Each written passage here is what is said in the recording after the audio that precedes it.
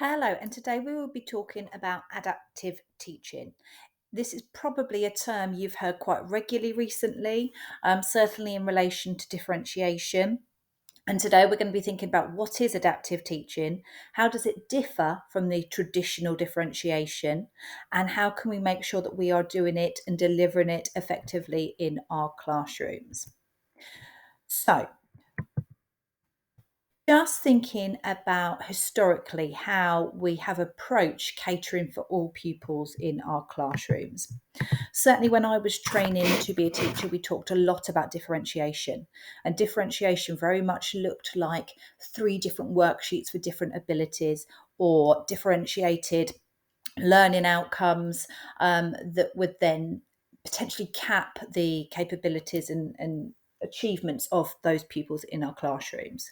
So I think for a number of years, teachers have recognised sometimes the limitations that differentiation can offer.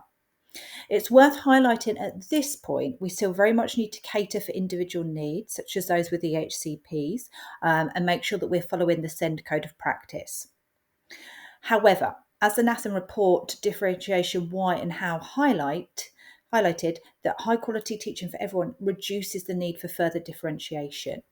And actually, as Ofsted discovered in 2019, when differentiation is based on teachers artificially creating those distinct tasks, like those three different worksheets that I mentioned a second ago, or that we lower our expectations for particular pupils, it's unlikely to have a positive impact. As it then states, in addition, it should be clearly stated that there's no evidence that pupils have distinct and identifiable learning styles, and therefore it's quite difficult to cater for those. So, whereas we've had this differentiation that does create those distinct tasks, we're now starting to move towards something much broader than that, that potentially, hopefully, will have a wider impact on pupils' attainment. Okay, so on the screen, hopefully you can see that we have two ideas around schema. So this indicates that the key to addressing low outcomes is through a strong, well-planned curriculum. And so when this well-planned curriculum is in place, this then reduces the need for an excessive amount of teacher adaptation in the lesson. If we find pupils are consistently taught partial components, as we can see on the left-hand side of the screen, then this can lead to gaps in pupil knowledge that we know that if we then layer that knowledge, we build up cumulative disfluency. So it's really important that when we are thinking about adaptive teaching and how we cater for all pupils, we're viewing that through a curricular lens, and that we're making sure that we have these components that are built into composites that allow our children, our students, to develop these stronger schemas that they're then able to link these components together to achieve success. As part of that, it's also really important that we know our pupils and can accurately understand what those knowledge gaps are in order to be able to address them and build on them. And we will return to that idea a little bit later down the line.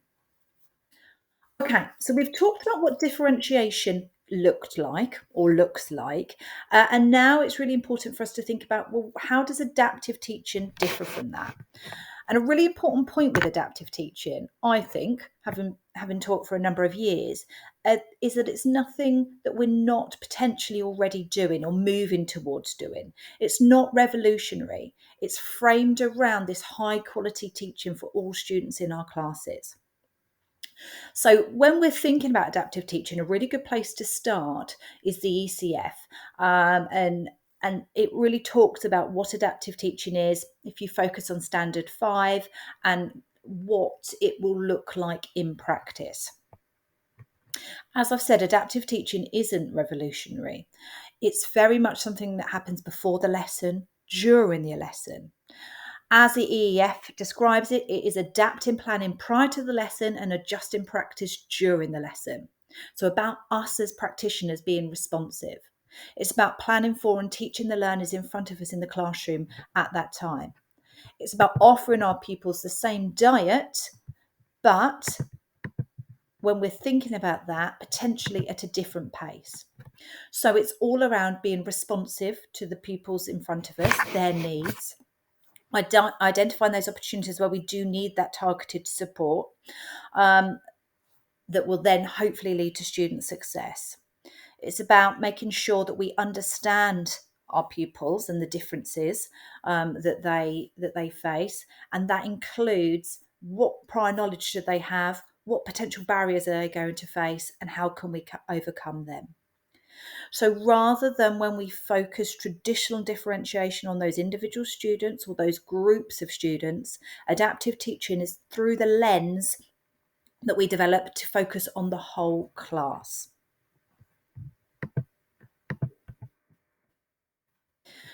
So how do we do this effectively?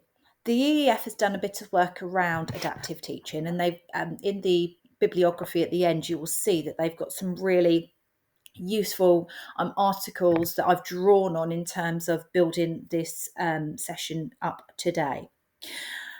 So adaptive teaching can be stripped back once again to things that we are most likely already doing in our classrooms. And it's just about a tweaking of practice that potentially will maximise the impact of that. So on the screen, we've got check, reflect, respond, and then that cycle starts again. In the EEF, when we're thinking about supporting SEND students, as an example, it's assess, adapt, adjust. So a very similar cycle that we can work through in order to make sure we are accurately checking what our pupils understand, reflecting on our next step so we can then be responsive to that before starting that process again.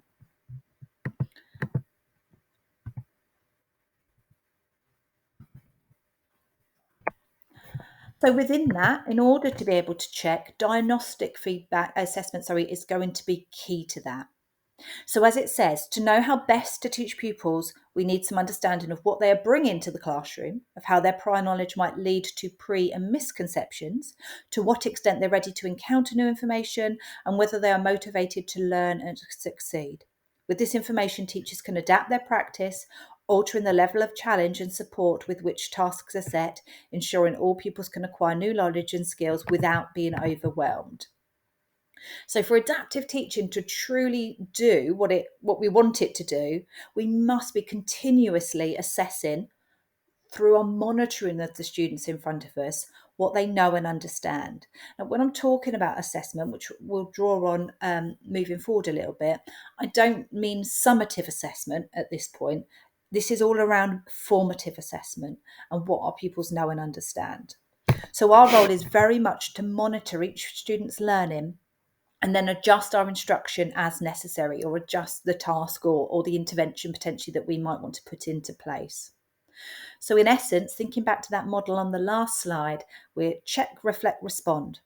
This allows us to formatively assess our learned curriculum before we then embark on the next sort of planned component of new learning. Now, this takes time, it definitely takes planning, and we need to be able to be responsive within that classroom. We need to kind of constantly be asking ourselves the question, does everyone understand this particular component? How was I, as the expert in the room, how do I know that? Can everyone explain their understanding?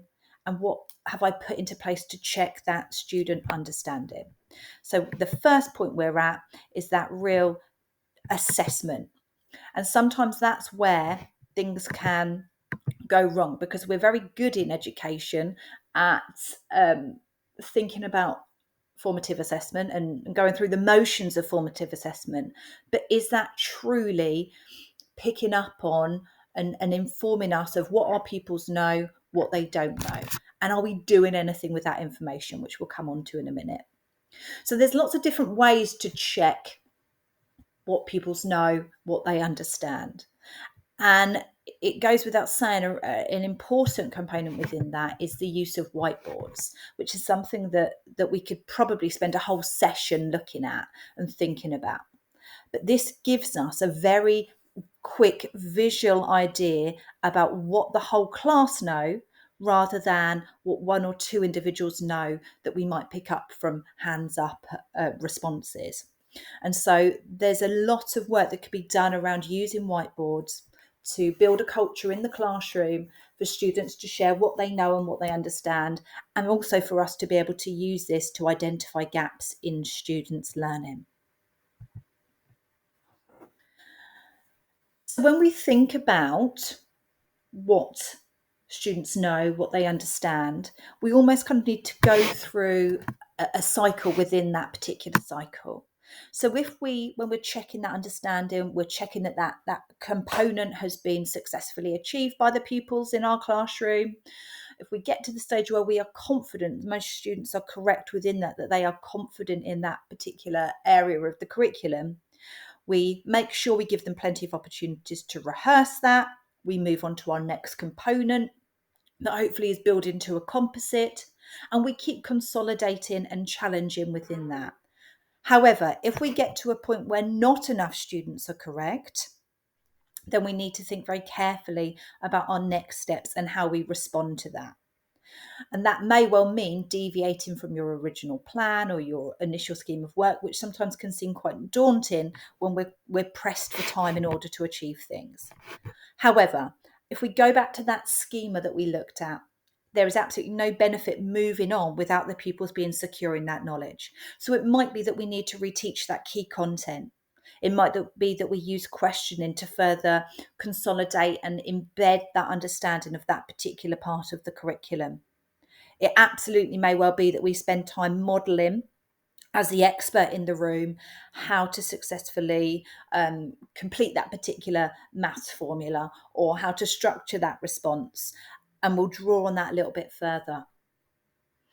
It might be that we need further scaffolding within that task for pupils, and once again, as the expert in the room, we can respond to that. And then finally, when we've implemented these different stages, these different, for want of a better word, interventions, responsives in the classroom, we need to recheck understanding. And we need to make sure we get to a point where we are happy that people have absolutely grasped that particular component, that particular piece of learning.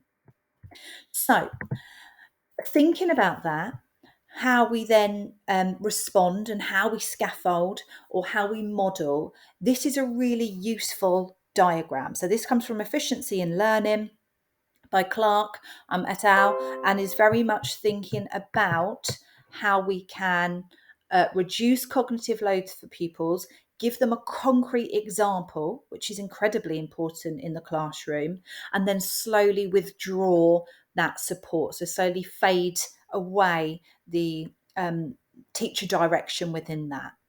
And I really like this diagram, this example, because I feel that it makes it incredibly clear how we can move away from that first step, that worked example where it is completely teacher-led, till we get to the point that we have independent learners who hopefully are being successful in that particular task. This will look different in different subject areas, but hopefully already you're starting to think about your own area of specialism or your own phase and how that might apply.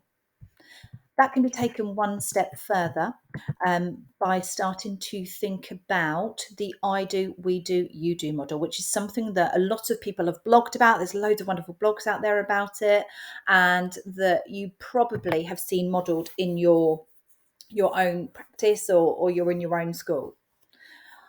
I very much came across I do, we do, you do through the history teacher community, where there's been a number of different people that have done a lot of work around developing this to support with source skill analysis or responding to a particular exam question, that then enables pupils to move from teacher-led direction to becoming independent when rehearsing that particular component.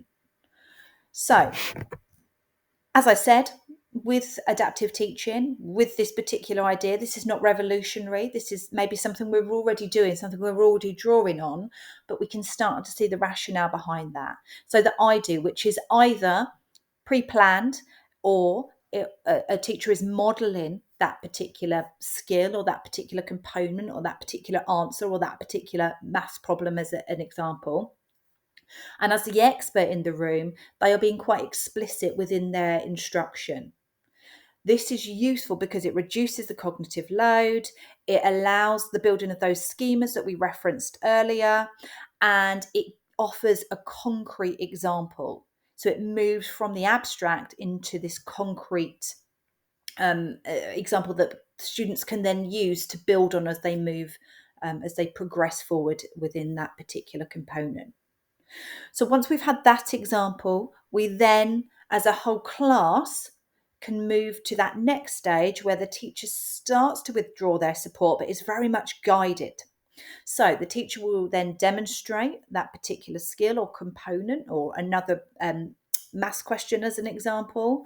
But on this occasion, very much utilises the students within the room to work through that particular problem or that particular example. So we have a hybrid approach. This then allows students to start to participate in and apply some of that knowledge that they have acquired throughout the start of the lesson, but with a very scaffolded approach. Now, actually, it might be that when we move to the you do, where the pupil is working independently to solve a particular problem or practice a particular skill, that for some of our students, we remain at the we. And that's when we come back to really knowing our students, knowing our classes well, so we can then direct that support, that scaffold, responsively based on how they are engaging with the you do part of this particular model. So when the pupil starts to work independently, they can draw on the concrete examples that they've looked at within the I do and we do, and they then start to build that confidence and to sort of sufficiently develop that schema that we know that they need to be able to feel confident and have achieved that particular part of the learned curriculum.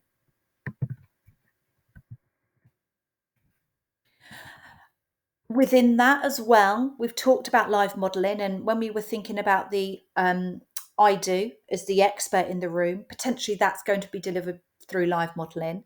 And once again, like the whiteboards, we very much could run a whole session on live modelling and how that can be done effectively, and how we can use that to reduce cognitive load of students, and how we could use that to offer a concrete example.